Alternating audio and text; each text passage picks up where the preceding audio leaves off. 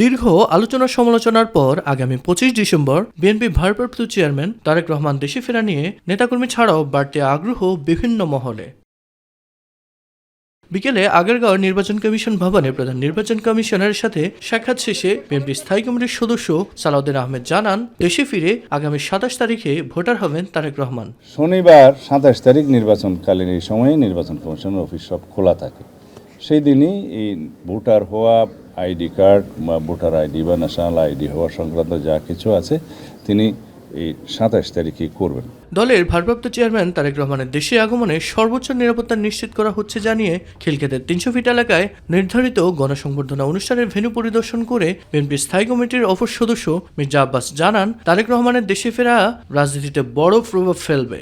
দেশব্যাপী এটা নিয়ে একটা আলোচনার বিষয়বস্তু এখন তারেক রহমান সাহেবের আগমন, এটা তো ইম্প্যাক্ট অফকোর্স আছে। এটা চট্টগ্রাম বিভাগীয় ব্যবসায়ী ফোরামের উদ্যোগে সংলাপে আমির খুসরো মাহমুদ চৌধুরী বলেন, কেউ নিজের স্বার্থে নির্বাচন পেছাতে চাইলে বাংলাদেশের মানুষের কাছে গ্রহণযোগ্য হবে না।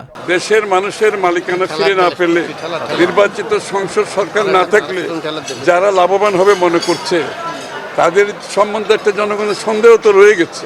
সেটা তো আমার বলার অপেক্ষা রাখে। মিফতাহ গালিব, মাই টিভি, ঢাকা।